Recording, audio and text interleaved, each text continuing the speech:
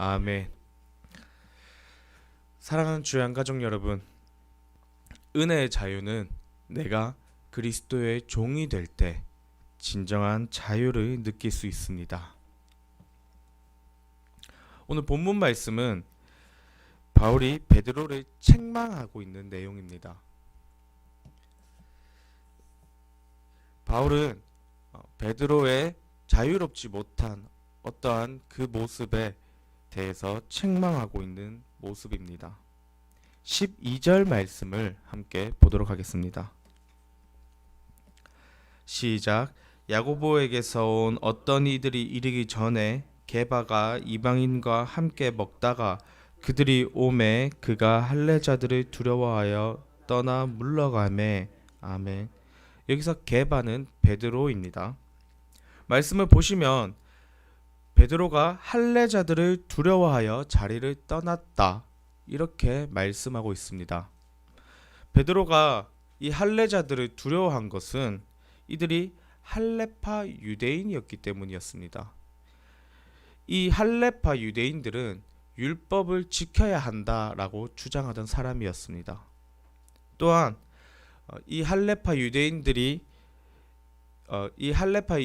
율법에는 이방인과 함께 식사하는 것을 엄격하게 금하고 있었습니다. 베드로는 지금 이 할례파 유대인들을 두려워하여 또 이러한 상황들 때문에 자신에게 어떤 해가 있을까 두려워하여 이 자리를 피하는 것입니다. 그런데 문제는 이러한 베드로의 행동이 베드로에게만 영향이 간 것이 아니라 다른 사람들에게까지 영향이 갔다라는 것입니다. 13절입니다. 시작. 남은 유대인들도 그와 같이 외식함으로 바나바도 그들의 외식에 유혹되었느니라. 아멘.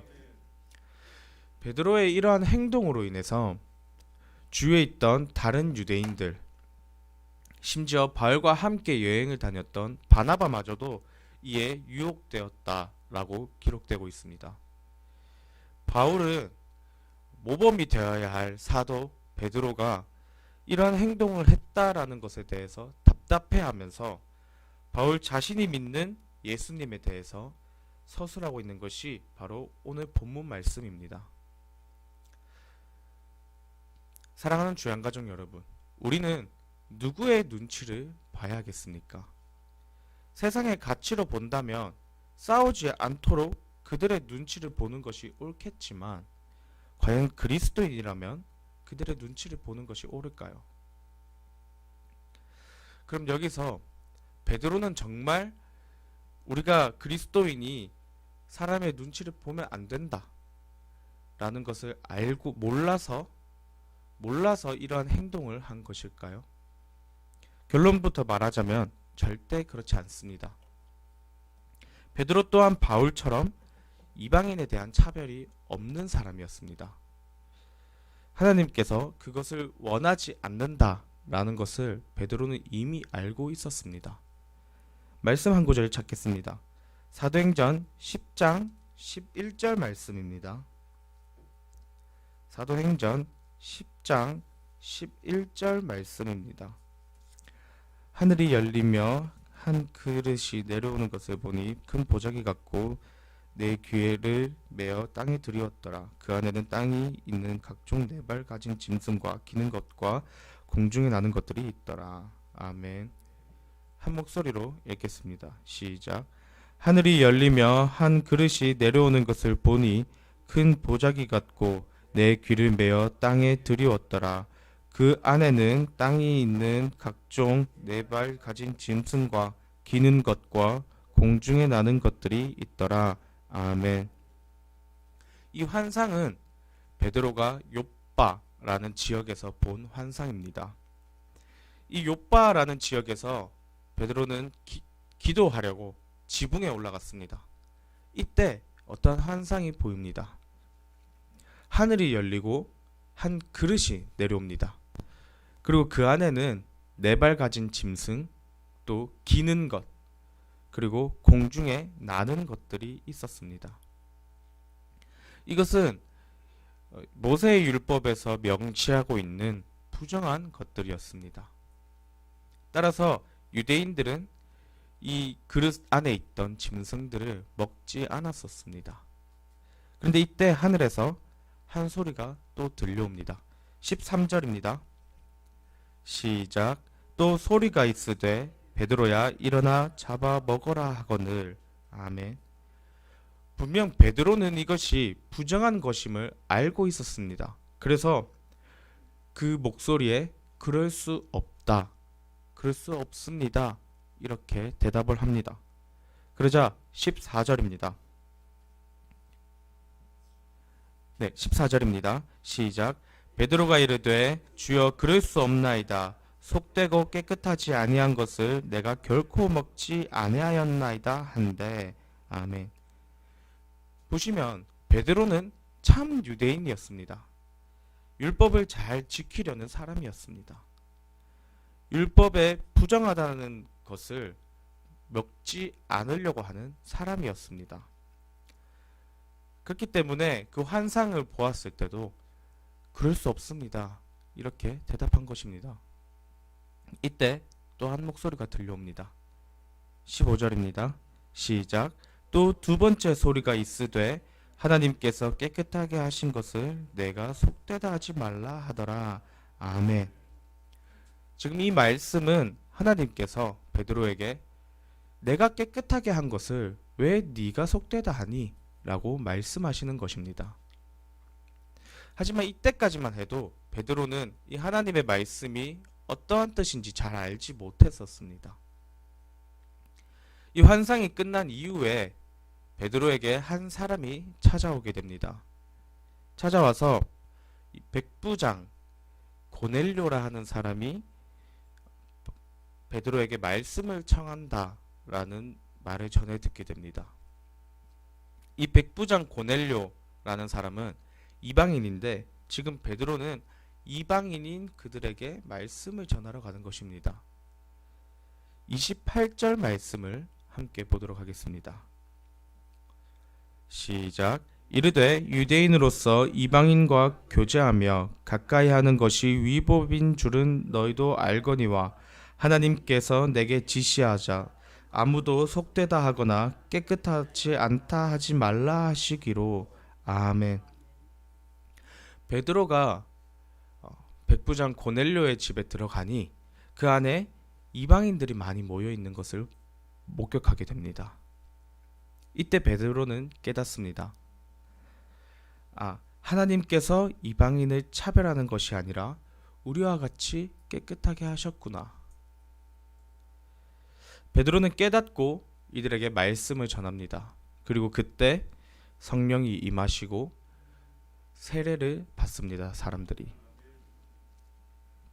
중요한 것은 베드로는 이미 경험을 통하여서 하나님께서 이방인을 차별하지 않으신다라는 사실을 누구보다도 잘 알고 있었던 것입니다. 단순히 누군가에게 들어서 아는 것이 아니라 하나님께서 환상을 보여주시고 경험하게 하셨고 또 성령님께서 임하셔서 그 능력들을 나타내셨지만 베드로는 유대인들의 눈치를 봤다라는 것입니다. 여러분 지금 이 베드로가 이해가 되십니까? 하지만 우리도 베드로와 같을 수 있다라는 것을 아셔야 합니다. 왜냐하면 그가 경험하고도 유대인의 눈치를 봤다라는 것은 그가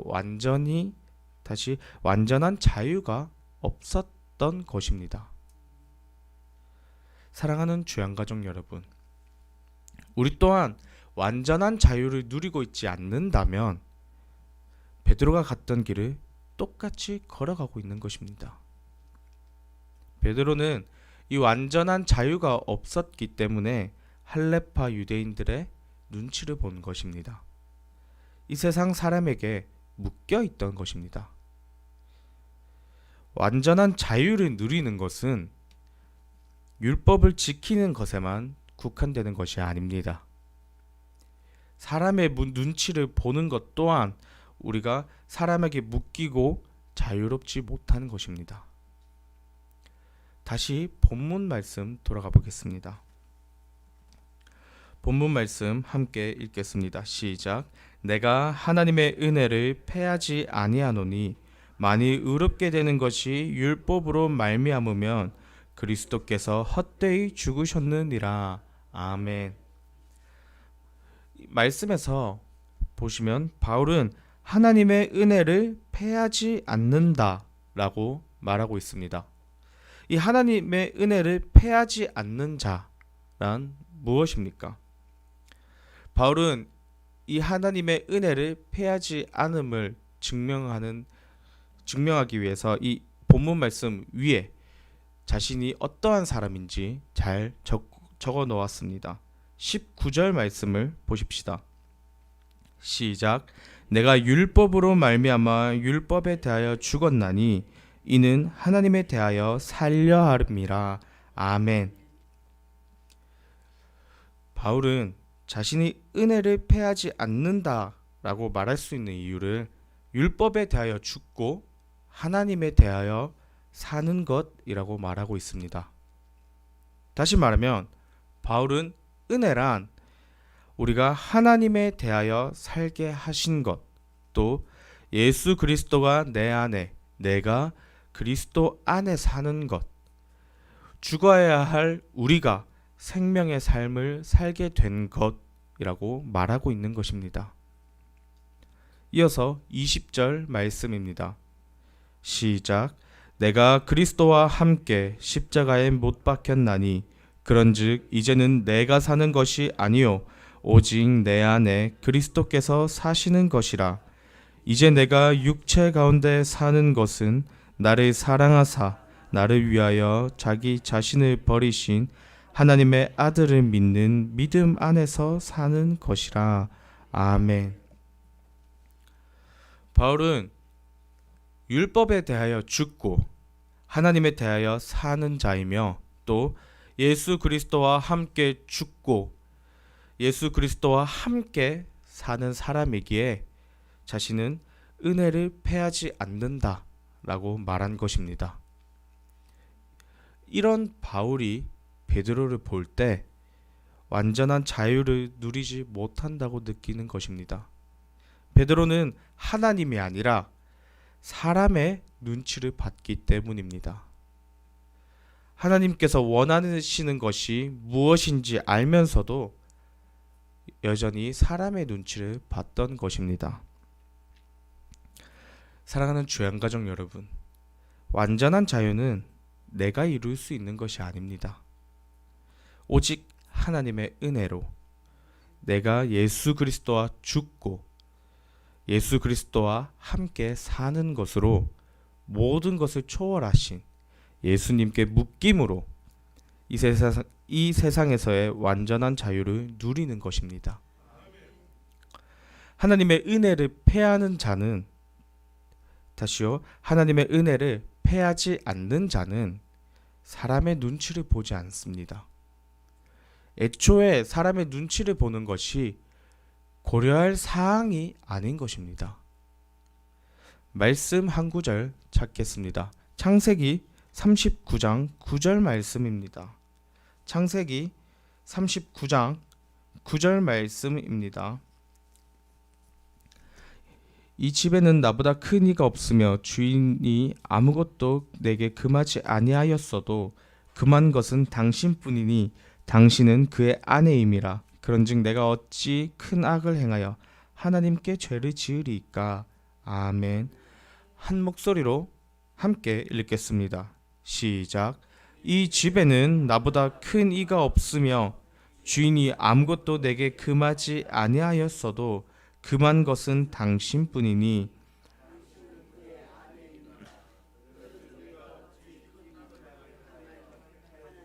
죄를 지으리까. 아멘.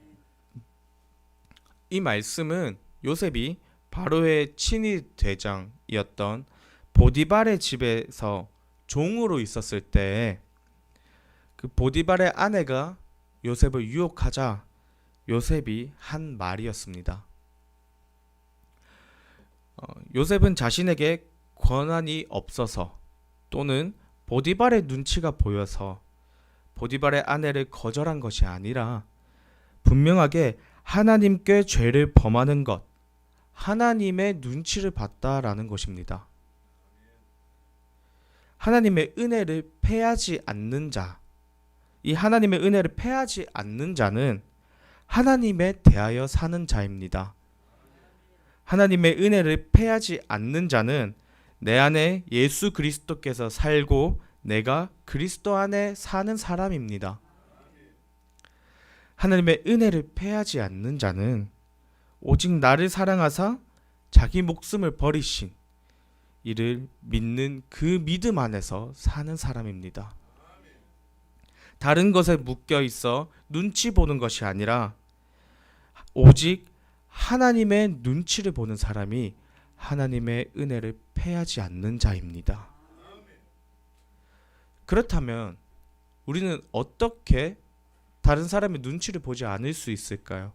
우리가 살아가면서 다른 사람의 눈치를 보지 않는다라는 것은 굉장히 어렵게 느껴집니다. 이것에 대해서 바울은 어떠한 존재가 되면 우리는 다른 것에 대해서 눈치를 보지 않을 수 있다라고 말하고 있습니다. 함께 말씀을 통해서 알아보도록 하겠습니다. 갈라디아서 1장 10절 말씀입니다.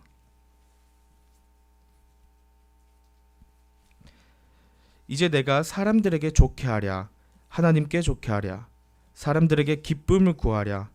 내가 지금까지 사람들의 기쁨을 구하였다면 그리스도의 종이 아니니라. 아멘. 한 목소리로 함께 읽겠습니다. 시작. 이제 내가 사람들에게 좋게 하랴, 하나님께 좋게 하랴, 사람들에게 기쁨을 구하랴.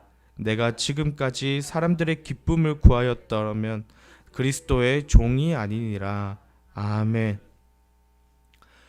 바울은 사람들의 눈치를 보는 것은 그리스도의 종이 아니다 라고 말하고 있는 것입니다. 다시 말하면 그리스도의 종이란 다른 사람의 눈치와 어떠한 상황을 살피는 것이 아니라 오직 하나님의 말씀대로 사는 것을 말합니다. 이 성경에서 말하는 종이란 두 가지 의미를 가지고 있습니다. 첫 번째, 종은 주인이 하라는 대로 하는 존재입니다. 마태복음 8장 9절 말씀 보십시다. 시작. 나도 남의 수하에 있는 사람이요 내 아래에도 군사가 있으니 이더러 가라 하면 가고 저더러 오라 하면 오고 내 종더러 이것을 하라 하면 하나이다. 아멘. 이처럼 종은 주인이 하라 하면 하고 가라 하면 가는 존재입니다. 우리가 그리스도의 종이 된다라는 것은 그리스도가 우리에게 하신 말씀대로 그 말씀 그대로 행동하는 것을 의미합니다. 바울은 예수님의 말씀대로 사는 것을 주인과 종의 관계로 표현하고 있는 것입니다. 다시 말하면 하나님의 말씀을 지키는 것을 선택사항이 아니라 필수사항이라고 말하고 있는 것입니다. 그리고 예수님의 말씀대로 행동하는 자는 눈치를 보지 않는다. 다른 사람의 눈치를 보지 않는다라고 말하고 있는 것입니다. 두 번째 종의 의미는 오직 한 주인만 섬기는 것입니다. 마태복음 6장 24절 말씀을 함께 보도록 하겠습니다. 6장 24절입니다. 시작. 한 사람이 두 주인을 섬기지 못할 것이니 혹 이를 미워하고 저를 사랑하거나 혹 이를 중히 여기고 저를 경히 여김이라. 너희가 하나님과 재물을 겸하여 섬기지 못하느니라. 아멘. 성경에서는 이 종된 사람은 두 주인을 섬기지 못한다라고 말하고 있습니다. 종은 오직 한 주인을 섬기는 사람을 말합니다. 그리스도의 종은 다른 사람의 눈치를 보지 않고 오직 주인된 예수님의 말씀만 믿고 따르는 사람입니다. 남의 눈치를 보지 않는 온전한 자유를 느끼려면 종이 되어야 한다라는 것입니다. 그리스도의 종이 된다라는 것은 오직 예수님만 섬기겠다라는 것과 같습니다. 다른 것에 휘둘리거나 묶여 있는 것이 아니라 오직 예수님께 묶인다라는 것입니다. 사랑하는 주양가족 여러분, 그리스도의 종된 삶이란 다른 사람의 눈치를 보지 않는 삶입니다. 율법에 죽고 하나님에 대하여 사는 삶입니다. 하나님의 은혜를 패하지 않는 삶입니다. 은혜의 자유란 오직 하나님만 바라보는 그리스도의 종이 될 때 진정으로 느낄 수 있습니다. 사랑하는 주양가족 여러분, 이제 여러분은 어떻게 사시겠습니까? 우리 함께 그리스도의 종이 되어서 은혜의 자유를 누려보지 않으시겠습니까? 여기 계신 여러분 모두가 다른 세상에 묶여 있는 것이 아니라 오직 예수 그리스도께 묶여 있어서 그 안에서 완전한 자유를 누릴 수 있길 간절히 소망합니다. 기도하시겠습니다.